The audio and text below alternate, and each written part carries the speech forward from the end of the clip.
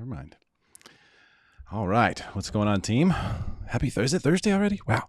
All right. Derrick Evans here, VA Home Loan Specialist, NMLS 155010. Today, we're going to talk about why this is the right time of the year, a really, really good time of the year to be a buyer. And there's things that you're going to see in the media that are designed to distract you.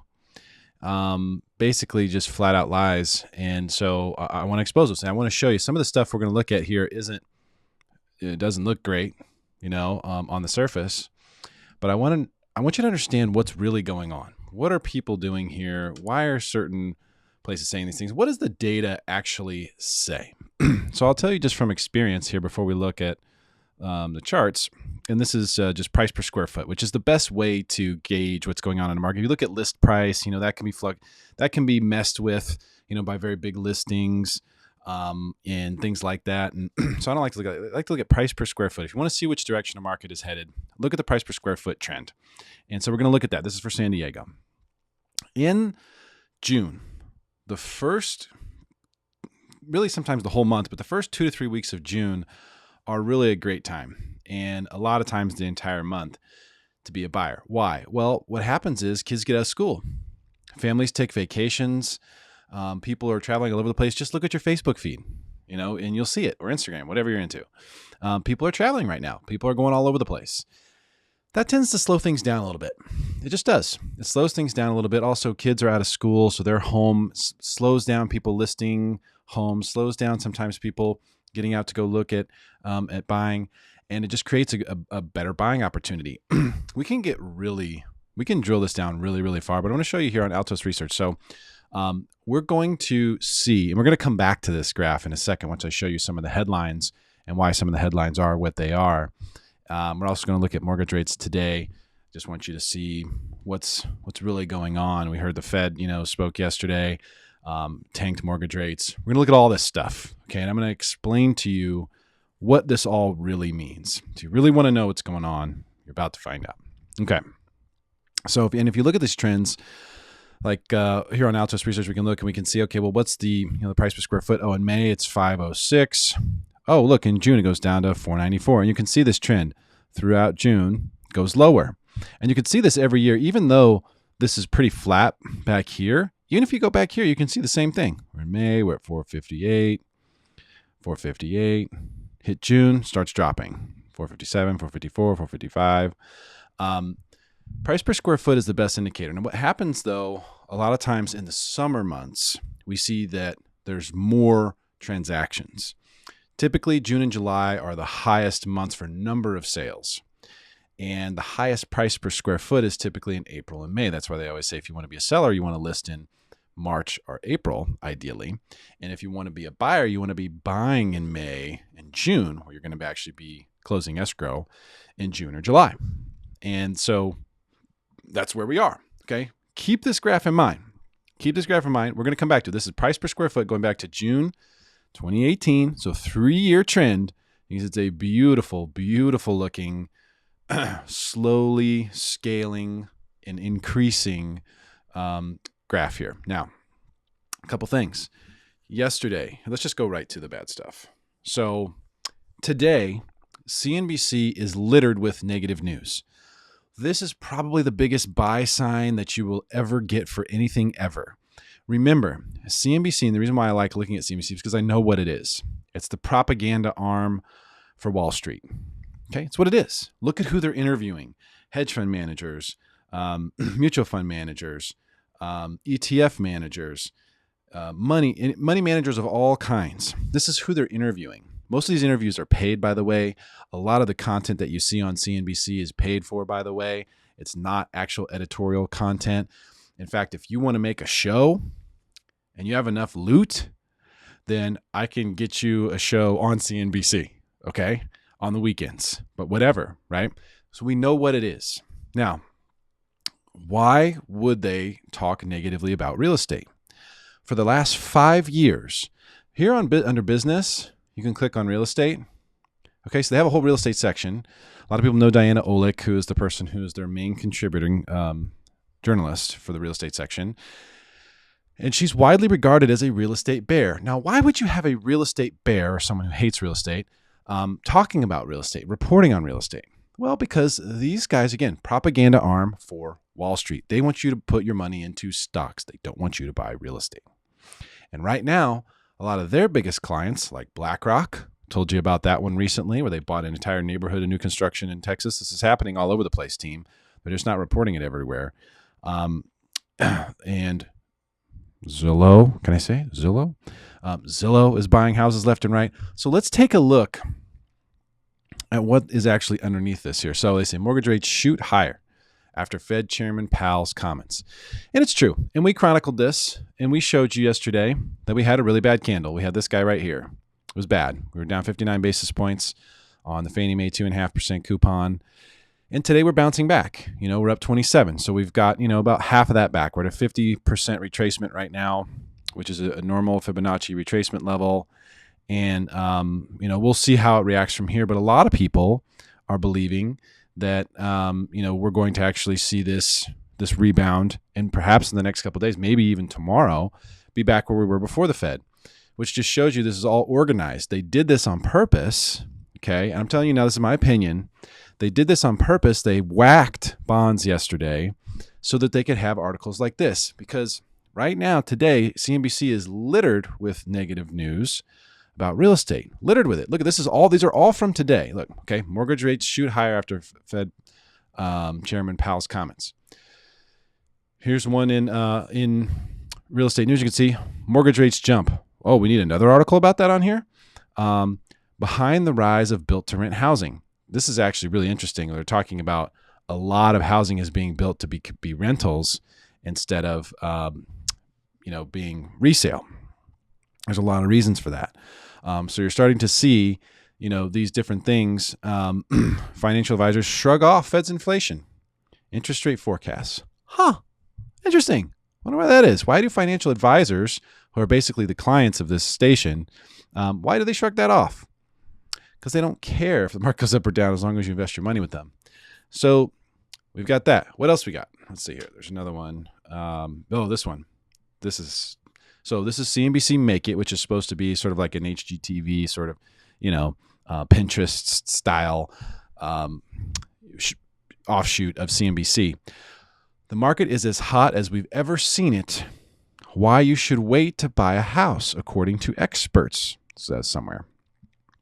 Who are the experts we're talking about? Well, look what they're doing. They're referencing data from Zillow, okay? And then they interview Jeff Tucker, who's a senior economist at, you got it, Zillow. Can you see how this is a paid article? All the love for Zillow here.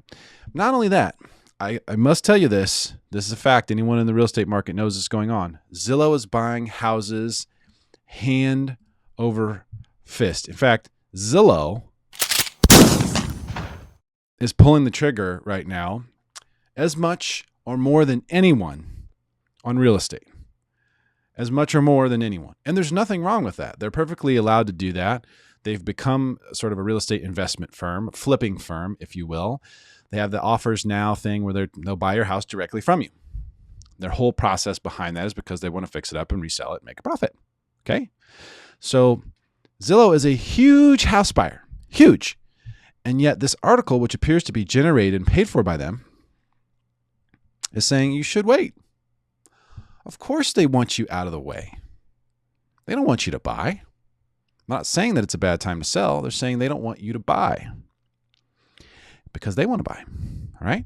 And this is a very common and typical trend. Again, here's when mortgage rates shoot higher after Fed chairman. Let's see. Oh, did I already have that one? Okay, shoot. There was another one that said almost the exact same thing.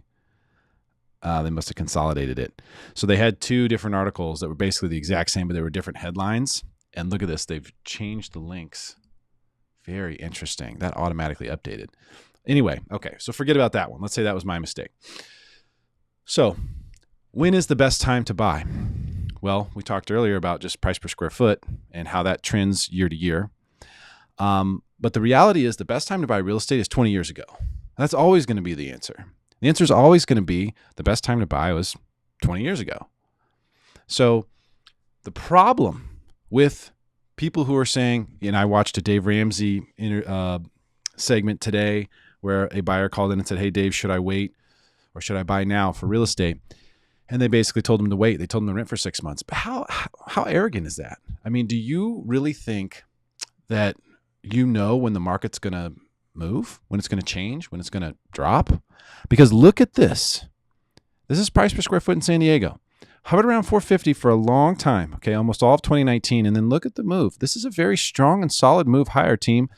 And the bottom line is we're in rampant inflation. Let me tell you a story about a buddy of mine who bought a used car for $40,000, a Tesla, almost what I paid for mine. And he traded it in 2 years later for $43,000. So his used car went up almost 10% in 2 years. Now, Teslas are great cars and they do hold their value pretty well. But if there isn't, I can't think of better evidence for inflation than the one thing that we all know should be going down in value, a used car, going up. And if you actually look at some of these different things that are going, man, I should have pulled that data. If you actually look at the information that's coming out with regard to what has increased in price, we're talking about commodities, gasoline, the things that we use on a daily and regular basis, okay? Those things, they're up way more than real estate. Real estate has a long way to go to catch up with the rest of the prices of everything else, including used cars. What? So they don't want you to buy. These big firms want to be buying and owning all the real estate. And they're in there and they're buying. And this part of the reason why you're seeing this increase is it hasn't just started. This has been going on for a few years now. Redfin's in there too. Redfin's in there buying houses, doing the same thing. Why wouldn't they?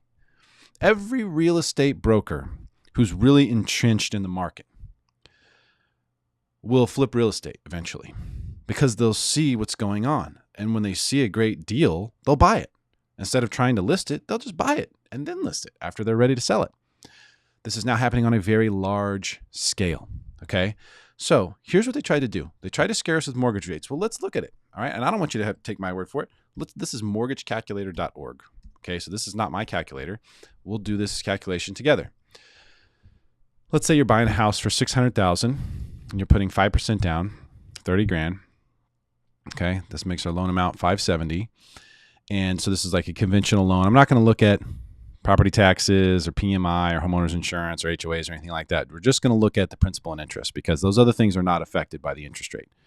Only the principal and interest is affected by the interest rate. So let's say that you were at 3.25%, and after this move, which we tracked, and someone asked me a great question on YouTube last night. Hey, you said it went down 59 basis points, but how much is that in rate?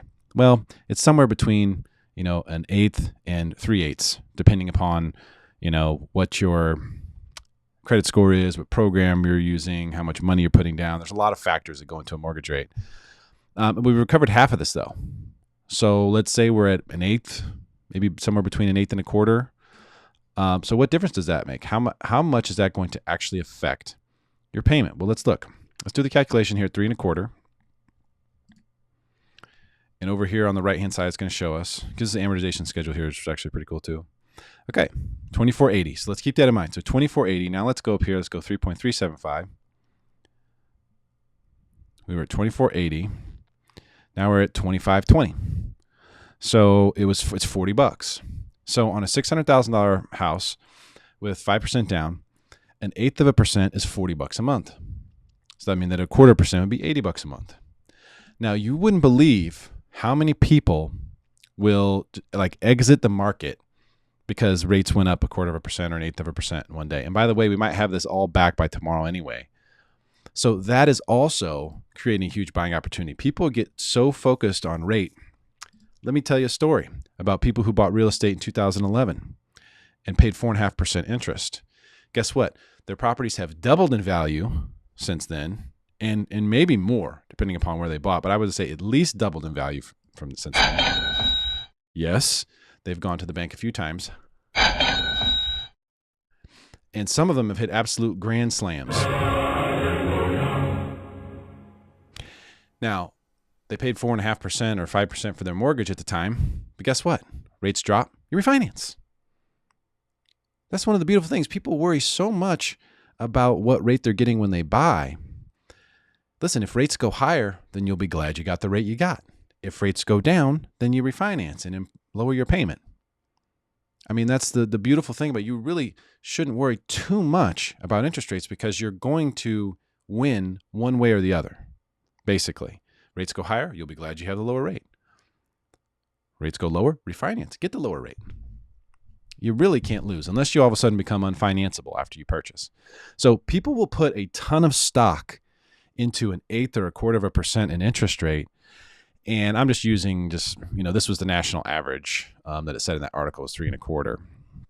So, they'll put too much stock into this and buyers will get quiet. So that creates also a great opportunity to be a buyer.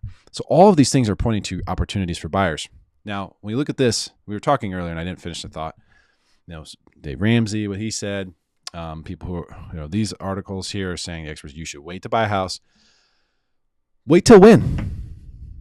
Wait until when? Because this advice, which by the way, CNBC has been giving for 5 straight years, 5 years. They've been telling you that the market's frothy and that, real estate, is going to crash at some point. Or it's scary now. It's spooky. There's all these things going on. And now we know why they've been doing that. As we're seeing more data surface of huge funds, which are essentially controlling their media interests because they're the sponsors of everything that goes on there. They don't want you to buy real estate because they want to buy it. And look at what's happened to price. This is price per square foot in San Diego the last 3 years. So the problem with the idea of waiting is then when do you buy? Because it was waiting advice. Well, you wait and okay, then the next year prices are higher. Then what? Do you wait again? And then the next year the prices are higher. And then what do? Do you wait again? How long do you throw away money? Like that's a tough question. Like how long do you actually throw away money? How long are you going to do it for? Before you ultimately go, all right, I capitulate. I'm in. Get me in. 30% higher than what I could have bought if I hadn't listened to these ding-dongs. That's tough. What if they're right? What if they're right? What if the market does roll over right here? Okay. Well, if you get a deal that you are happy with, if you buy a home at a price and a payment that you're happy with, that works for you, then you don't really have a whole lot to worry about, do you?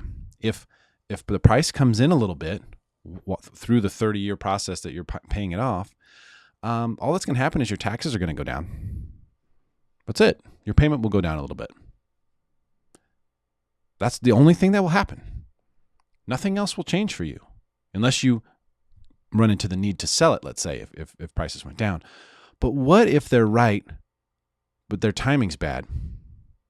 What if, these people, Dave Ramsey and CNBC, what if they're right that real estate is going to take a turn, but their timing is just off by 3 or 4 or 5 years?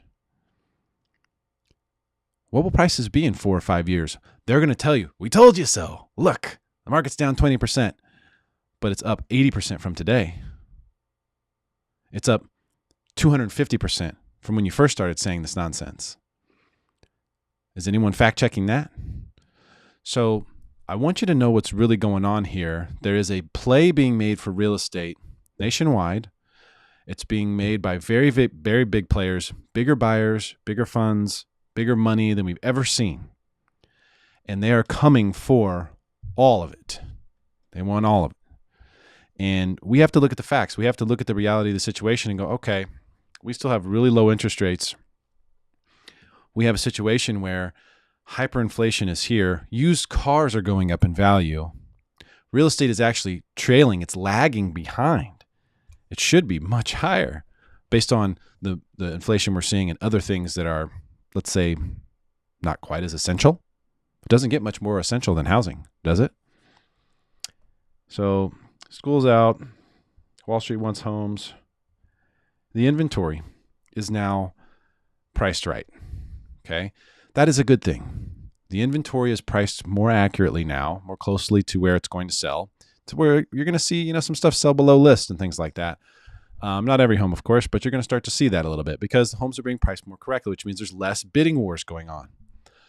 Every single thing I've told you here is something that is a positive to be a buyer right now. It's something that is going to help buyers right now. And buyers have had a tough go of it.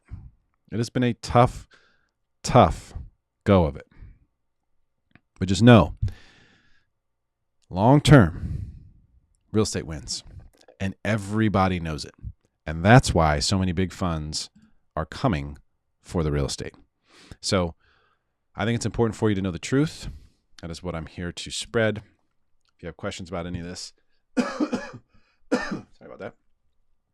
Give me a call, shoot me an email. Happy to help. Everyone have a great day. And I will follow up, keep you posted on this stuff as more information becomes available. Have a good one.